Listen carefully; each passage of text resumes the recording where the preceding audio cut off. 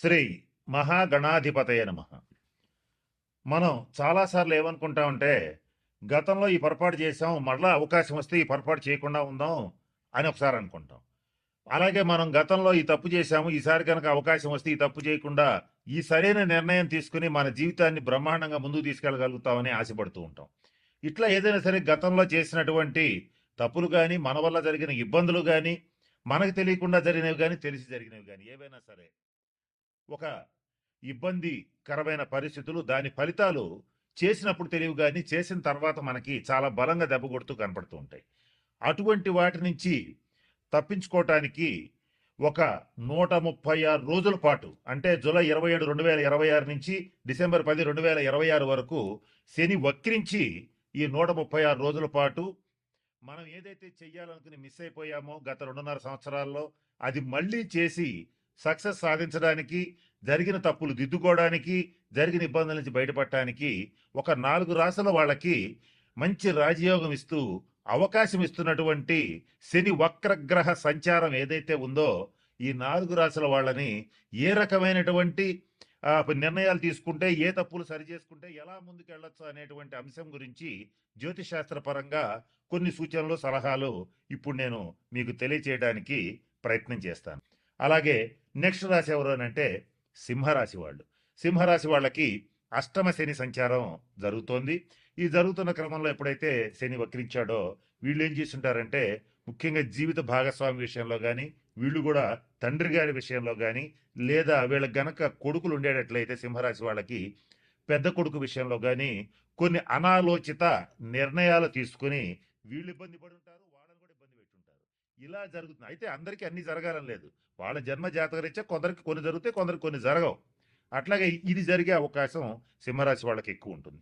ఆ నిర్ణయాల్ని కొంచెం పెద్ద మనసు చేసుకుని ఈ తండ్రితో కానీ, పెద్ద కొడుకుతో కానీ, జీవిత భాగస్వామి విషయంలో కానీ ఏ నిర్ణయాలు అయితే తీసుకున్నారో, ఒకవేళ మీరు కనుక పొరపాటు చేస్తుంటే వాళ్ళకి సారీ చెప్పి ఆ నిర్ణయాన్ని సరిచేసుకోండి. వాళ్ళు మీ పట్ల గనక అలా చేస్తుంటే మరొకసారి వాళ్ళని హెచ్చరించి వాళ్ళ తప్పు వాళ్ళు తెలుసుకునేలా చేయడానికి 136 రోజులు ఉపయోగపడుతుంది. ఇదొకటి. ఇక రెండవ పాయింట్ ఏంటంటే, ఫైనాన్షియల్గా సింహరాశి వాళ్ళకి అర్థం పర్థం లేని ఖర్చులు పెరిగిపోయి, అర్థం కాకుండా అసలు ఎంత డబ్బు వచ్చింది, ఎంత పోయిందని లెక్క చూసుకుంటే, ఈ దాదాపు ఈ అష్టమ శని ప్రారంభమైన దగ్గర నుంచి లెక్కేసుకుంటే వీళ్ళకి అసలు లెక్క రాదు. రాదు అని అంటే దాదాపుగా సంవత్సరంన్నర 18 నెలల కాలంలో వీళ్ళు ఏం చేశారో, దేనికి డబ్బు ఖర్చు పెట్టారో, ఆ ఖర్చు పెట్టిన వీళ్ళకి కూడా తెలియకుండా ఖర్చు అయిపోయి ఉంటుంది. అట్లా వెళ్ళిపోయినటువంటి ద్రవ్యం కూడా వీళ్ళకి, డబ్బు కూడా వేరే రూపాల్లో, అంటే అదే డబ్బు వెనక్కి వస్తుందని కాదు, వేరే రూపంలో కానీ, వేరే అవకాశం రూపంలో కానీ ఆర్థికంగా బాగా ముందుకెళ్లే అవకాశం అనేటువంటిది వీళ్ళకి ఖచ్చితంగా వస్తుంది. అలాగే మరొక ముఖ్యమైన విషయం ఏంటంటే, ఇళ్ళు, స్థలాలు, పొలాలు ఇట్లాంటి విషయాల్లో నిర్ణయాలు తీసుకునేటప్పుడు సింహరాశి వాళ్ళు కొంచెం అమ్ముడు పోలేదని కానీ, లేదా మంచి రేటుకి అమ్మలేకపోయామని కానీ గతంలో ఖచ్చితంగా బాధపడి ఉంటారు. వాళ్ళకి ఈ 136 రోజులు సువర్ణావకాశం. ఈ టైంలో వాళ్ళు ఖచ్చితంగా వాళ్ళు ఏదైనా ఇల్లు అమ్మాలనుకున్నా, స్థలం అమ్మాలనుకున్నా, పొలం అమ్మాలనుకున్నా దాదాపు మంచి రేటుకి అమ్మగలుగుతారు. అయితే అంతకంటే ఎక్కువ వస్తుందని మాత్రం ఆశపడద్దు. ఈ 136 రోజుల్లో వచ్చేటువంటి రేటే హైయెస్ట్ రేట్ అనుకుని ఖచ్చితంగా అమ్మేసేయండి. మంచి ఫలితాలు పొందుతారు, మంచి లాభం వస్తుంది. ఆ తర్వాత వేరే బిజినెస్ లేదా ఆ డబ్బులు ఇంకో చోట పెట్టడం కానీ ఏదన్నా చేసుకోవడానికి మీకు ఖచ్చితంగా అవకాశం ఉంటుంది. అంటే వృద్ధులు, వికలాంగులు ఎవరన్నా ఉంటే వాళ్ళకి సహాయం చేయండి. అది ఆర్థికంగా కావచ్చు, అలాగే వాళ్ళకి సర్వీస్ చేయటం కావచ్చు. వికలాంగులు ముఖ్యంగా ఎవరైనా కుంటి వాళ్ళు ఎవరైనా ఉంటే వాళ్ళకి ట్రైసైకిల్స్, అంటే 3 చక్రాల బండ్లు ఇవ్వటం కానీ, లేదా వాళ్ళ ఆసుపత్రి ఖర్చులకు డబ్బులు ఇవ్వటం కానీ, రోగుల్లో కూడా మామూలు రోగులు కాదు, దీర్ఘ రోగులు, కొన్ని దీర్ఘ రోగులకి, తరుణ రోగులకి తేడా ఏంటంటే, తరుణ వ్యాధులు అంటే అప్పుడు వచ్చి అప్పుడే వారం 10 రోజుల్లో తగ్గిపోతాయి. దీర్ఘ రోగులు అంటే నెలలో, సంవత్సరాల తరబడి వాళ్ళు రోగిష్టి వాళ్ళనే ఉంటారు. వాళ్ళకి సేవ చేయండి. ఇంకా కుదిరితే ఈ 6 రాసుల వాళ్ళు ఎవరైనా రక్తదానం చేసే అలవాటు ఉంటే చెయ్యండి, అది మీకు మంచిది. ఇక ఇంకా ఎవరైనా సరే ఈ 6 రాసుల్లో శనీశ్వరుడికి సంబంధించి మంచి ఫలితాలు పొందాలంటే ప్రభుత్వ ఆసుపత్రులకు వెళ్ళి అక్కడ ఉన్నటువంటి రోగులకి కావాల్సిన మెడిసిన్స్ ఇప్పించడం కానీ, ఏదైనా పళ్ళు ఇవ్వటం కానీ అవకాశం ఉంటే చేయండి. ముఖ్యంగా వృద్ధాశ్రమాలు, అనాథాశ్రమాలు కాదు, వృద్ధాశ్రమాలు ఎవరికైతే ఉంటాయో అక్కడికి వెళ్ళి వృద్ధులకి సేవ చేయండి. వాళ్ళకి కావాల్సిన వైద్య సదుపాయం కల్పించండి, వాళ్ళకి కావాల్సిన సేవలు చేయండి. శని గ్రహం అనేటువంటి ఇది వృద్ధుల్ని సూచిస్తుంది, నల్లటి వాళ్ళని సూచిస్తుంది, కుంటి వాళ్ళని సూచిస్తుంది. అలాగే నలుపుకి సంబంధించినటువంటి విషయాలు, నూనెలకు సంబంధించిన విషయాలు, పత్తికి సంబంధించిన విషయాలు సూచిస్తుంది. ఈ 6 రాసుల్లో ఇటువంటి వాటికి సంబంధించి వృత్తి వ్యాపారాలు చేసేటువంటి వాళ్ళు చాలా జాగ్రత్తగా ఉండాలి. వీళ్ళకి తగిన నిర్ణయాలు తీసుకోవాలి. తగిన శాంతి పరిహార క్రియలు పాటించాలి. ఇలా చేస్తే ఖచ్చితంగా మంచి ఫలితాలుంటాయి.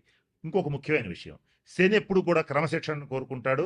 ఆనెస్టీ, నీతి నిజాయితీలను కోరుకుంటాడు. ఈ 6 రాసుల్లో ఎవరైతే నీతిగా నిజాయితీగా ఉంటారో, క్రమశిక్షణతో ఉంటారో, పరద్రవ్యాన్ని ఆశించరో, అంటే ఎదుటివాడి ఇల్లు కొంప కొల్లగొట్టి కాజేయాలనుకోరో, వాళ్ళకి మాత్రం మంచి ఫలితాలు ఉంటాయి.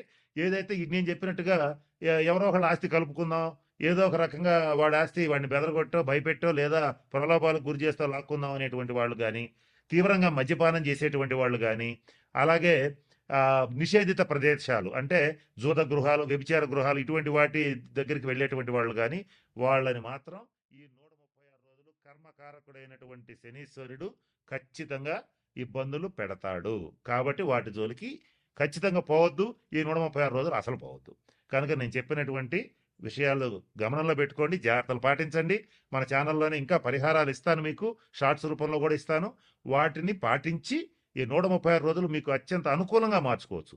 నేను చెప్తూ వీడియో మొదట్లో మాట చెప్పాను, వక్రీ బలి అన్నాను. వక్రించిన గ్రహం మరింత బలంగా పనిచేస్తుంది.